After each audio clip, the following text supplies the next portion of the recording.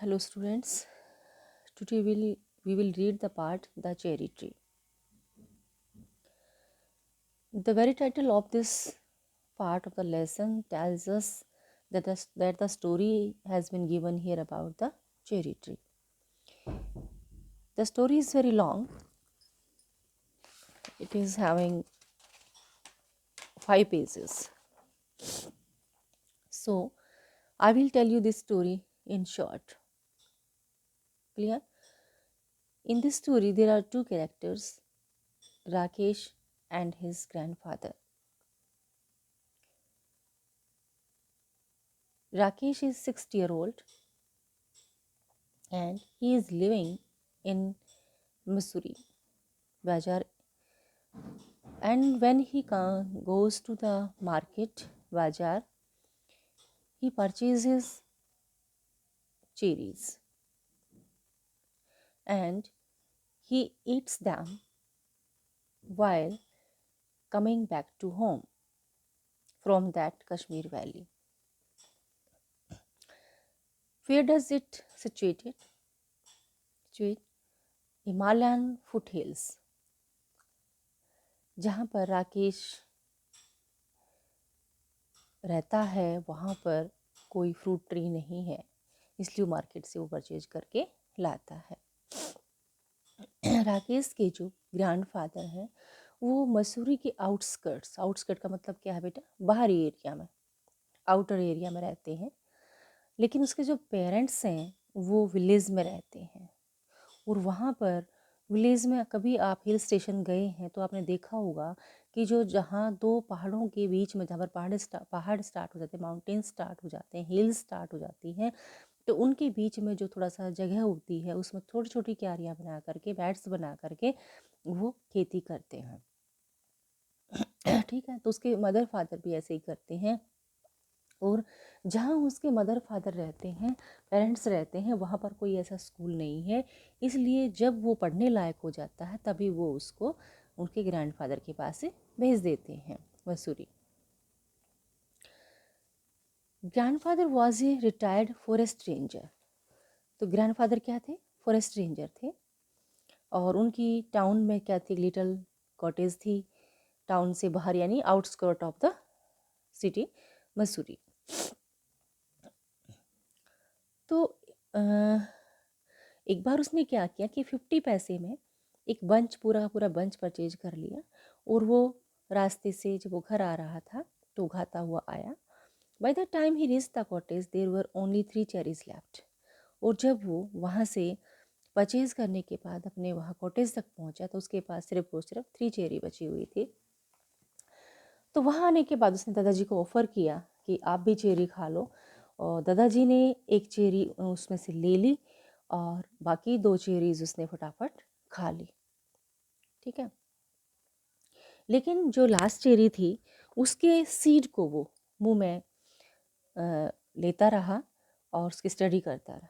ठीक है, चबाता रहा उसको जब तक कि उसका जो पूरा जो प्लम था, गुदा था, वो पूरा पूरा वो ख़त्म नहीं हो गया। फिर उसको बीज को निकाल के, सीड को निकाल के उसने अपनी पाम पर रखा। देखो जैसे इस पिक्चर में दिखा रखा है, दादाजी को दिखा रहे हैं वो पाम पर रखे हुए। तो कहते आर चेरी सीड्स लकी? तो पूछता दादाजी से कि चेरी सीड्स लकी होते हैं? Of course, then I will keep it. तो फिर मैं अपने पास रखूँगा। तो दादाजी ने क्या कहा, ये चीज़ जो है ना ध्यान देने लायक है बच्चे। Nothing is lucky if you put it away. कोई भी चीज़ लकी नहीं है अगर तुम उसको उससे दूर कर देते हो, उसको फेंक देते हो। इफ़ यू वांट लक, अगर तुम लक चाहते हो उस चीज़ से, you must put it to some use. तो तुम्हें उसका कुछ ना कुछ यूज़ करना होगा। ठीक है, अगर तुम सीड को ऐसे ही फेंक देते हो, किसी चीज़ को अपने से इम्पार्ट कर देते हो, अलग कर देते हो, तो उस चीज़ का कोई यूज़ नहीं होता है, कोई लक नहीं लाएगा। वो लक वो चीज़ तभी लाती है आपके लिए तब आप उसको ठीक ढंग से यूज़ करते हो। ठीक है, फॉर एग्जाम्पल अगर आप एक पेन खरीद लेते हो, आप एक नोटबुक खरीद लेते हो, ठीक है, तो वो अगर वो पेन अपनी जगह रखा हुआ है, नोटबुक अपनी जगह पर रखा हुआ है, अगर आप उसका अच्छे पर्पज़ के लिए, अच्छे रिजल्ट के लिए आप उसका यूज़ नहीं करते हो, तो वो कोई लक नहीं लेके आएगा। हाँ, अगर उसका आपका अच्छे से पढ़ोगे, पेन को यूज़ करोगे, नोटबुक में कुछ लिखोगे, अच्छी बात नहीं, अच्छा सीखोगे, तभी वो आपके लिए लक लेके आएगा। What can I do with a seed? क्या करूँ मैं इस सीड के साथ? राकेश के दादाजी ने कहा, plant it. So Rakesh found a small spade and began to dig up a flower bed. तो राकेश एक छोटी सी स्पेड लेके आया। स्पेड का मतलब क्या होता है? कस्सी, ठीक है, जिससे खुदाई करते हैं, और उस फ्लावर बेड को खोदने लग गया। तो दादाजी ने कहा कि यहाँ मत करो, यहाँ पर मैंने मस्टर्ड सो की हुई है। सो का मतलब बीजाना, बोना। सो, सो, सॉन, ठीक है। सो SOW सो होता है किसी बीज का बोना। Plant is in plant it in that shady corner where it won't be disturbed. Shady corner में आप इसको बो दो। तो क्या हुआ, राकेश जो ना उसी गार्डन के कोने में गया जहाँ पर उसके लगता था कि भाई हाँ, ये कोना जो ना यील्डिंग है, मतलब यील्डिंग का मतलब खेती वहाँ से खुदाई कर रखी थी, सॉफ्ट था, ठीक है। तो उसने वहाँ पर थोड़ा सी ज़मीन को खोदा और उस सीड को अपने अंगूठे के प्रेशर के साथ वहाँ पर दबा दिया, और फिर वो अपने लंच लिया उसने और क्रिकेट खेलने चला गया। और वो भूल भी गया कि तूने यहाँ पर चेरी का लिए सीड जो है ना वो प्रेस किया था, दबाया था। A few months later, one morning in the garden, Rakesh went to pick up what he thought was a small twig. उसने सोचा कि गार्डन में यहाँ पर ना कोई स्मॉल ट्विग पड़ी हुई है, और उसको बड़ी हैरानी हुई जब उसको पता चला कि ये ट्विग नहीं थी, ये तो बहुत अच्छे से रूटेड, रूटेड का मतलब जड़ पकड़ा हुआ पौधा था, वेल रूटेड, ठीक है।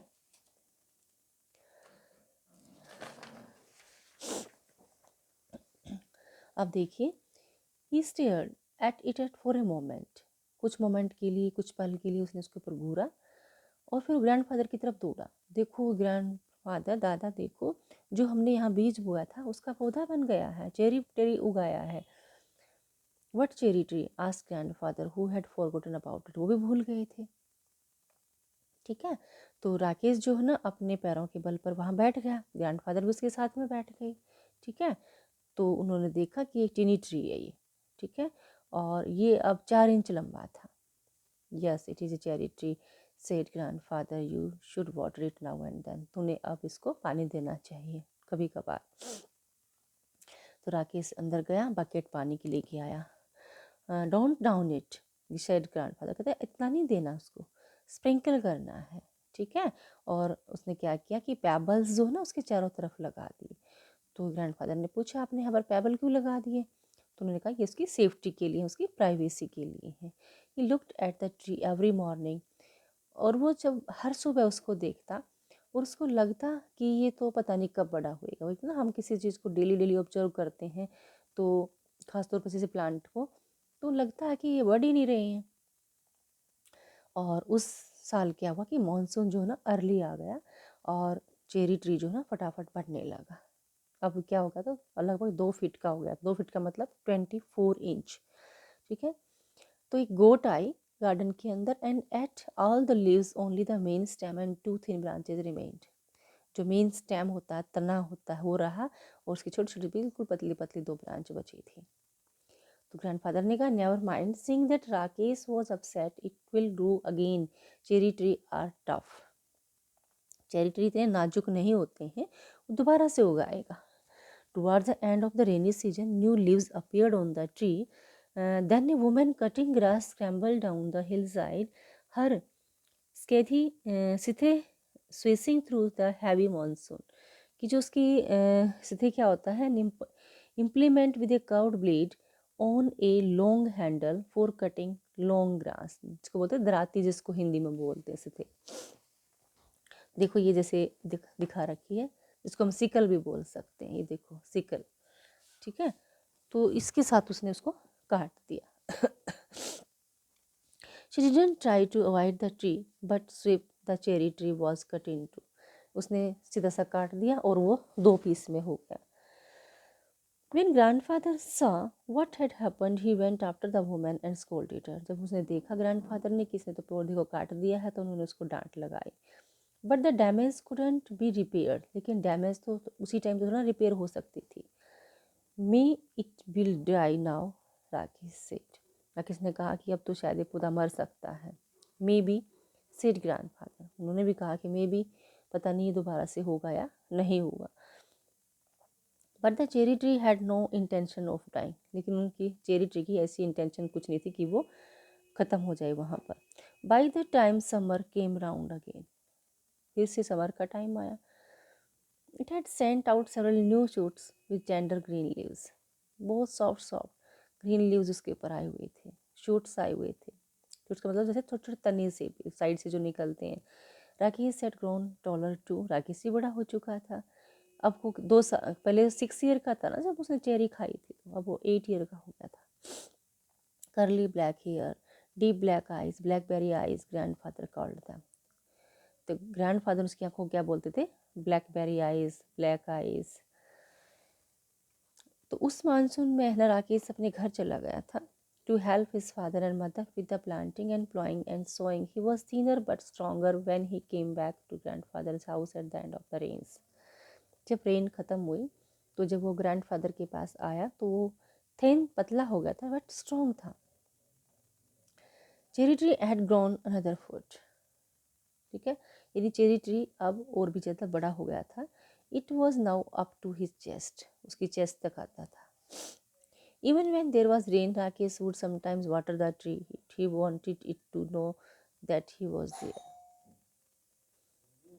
यानी जब कभी रेन होती थी तभी राकेश उसको कभी कभार पानी देता था, वो बताना चाहता था कि हाँ वो उसके साथ है, आसपास है।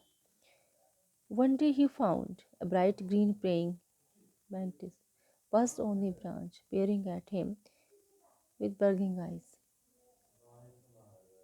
Rakesh let it remain there. It was the cherry tree's first visitor.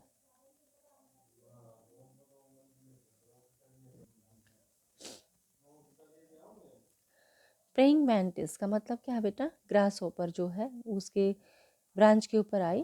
Pursed का मतलब उसने संदेश दिया जैसे कि हाँ मैं आ गई हूँ। पेयरिंग एट हिम, उसकी तरफ झांकते हुए, with bulging eyes. Rakesh let it remain there, उसने उसको वहीं रहने दिया। It was the cherry tree's first visitor, यानी चेरी ट्री पर आने वाला वो पहला पक्षी था, यानी इंसेक्ट था। ग्रास होपर क्या होती है? इंसेक्ट होती हैं। The next visitor was a hairy caterpillar they who started making a meal of the leaves. Rakesh removed it quickly. अगर नेक्स्ट जो कैटरपिलर आए उन्होंने उस लीव्स को खाना स्टार्ट कर दिया, तो उसने उसको वहाँ से रिमूव कर दिया। Dropped it on a heap of dry leaves, उसको कहाँ गिरा दिया? जो साइड में ड्राई लीव्स पड़े थे उनके ऊपर गिरा दिया। They are pretty leaves said Rakesh and they are always ready to dance if there is a breeze. अगर वहाँ कभी भी हवा आती तो उस चेरी ट्री के ऊपर जो लीव्स थे वो बहुत ही प्रेटी थे, बहुत सुंदर थे, और वो हवा के साथ हमेशा डांस करने के लिए रेडी थे। After grandfather had come indoors, यानी ग्रैंडफादर के अंदर आने के बाद राकेश जो है ना वहाँ गार्डन में ही लेट गया और वो आकाश को देखता रहा कि देखो कितने अच्छे जो नाइट स्टार्स थे, ठीक है, और जो स्टार्स थे, इवनिंग शेडोज थी वो आने लगी थी गार्डन के अंदर। तो ग्रैंडफादर जब बाहर आए, he also set down beside Rakesh and they waited in silence and until the stars came out and the night jar began to call। यानी नाइट जार का मतलब क्या? रात की जो अंधेरा था, जब तक वो बोलने नहीं लगा तब तक वहीं बैठे रहे। In the forest below the crickets and cicadas began turning up and suddenly the tree was full of the sound of insect. और अचानक जो है ना पेड़, जो देखो इतना बड़ा पेड़ हो चुका था वो, इतना कि यहाँ पर दिखा रखा है, तो वहाँ पर जो है इंसेक्ट्स की साउंड, झिंगूर है, क्रिकेट क्या होता है? झिंगूर, जो कि रात को बोलता है, उनकी आवाज़ आने लगी थी। There are so many trees in the forest said Rakesh. Rakesh ने कहा कि फॉरेस्ट में देखो कितने सारे ट्रीज हैं। What is so special about this tree? इस ट्री में स्पेशल ऐसा क्या है? Why do we like it so much? वो इसको ही क्यों ऐसे इतना पसंद करते हैं? We planted it our self said grandfather. Grandfather ने कहा हमने इसको खुद प्लांट किया है। What is so special about this tree?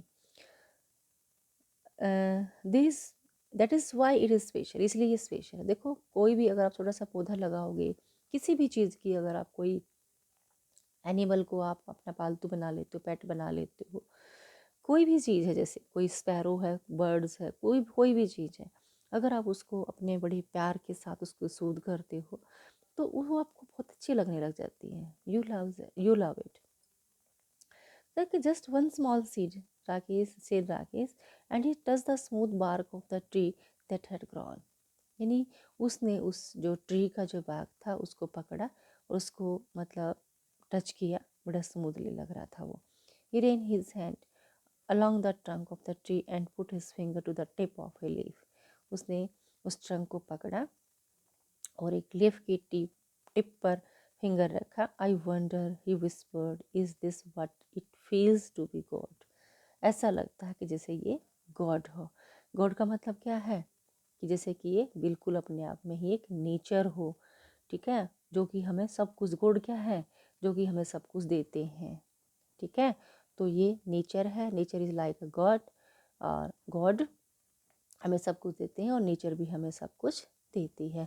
तो यहाँ इस लेसन के थ्रू जो है ना ऑथर यही बताना चाहता है कि नेचर जो है ना, देखो हम उसको थोड़ा सा बस सींचते हैं, उसको थोड़ी केयर करते हैं, लेकिन वो फ्री में हमारे को शेल्टर देती है बच्चे, छाया देती है हमारे को कितना सुकून देती है, सेटिस्फेक्शन देती है. और जो इंसेक्ट्स हैं, बर्ड्स हैं, उनको भी शेल्टर देती है. तो नेचर हमें बहुत कुछ सिखाती है और हमें बहुत कुछ देती है, इसलिए हमें नेचर के साथ कोऑपरेट करके चलना चाहिए. ओके बच्चे, बाय.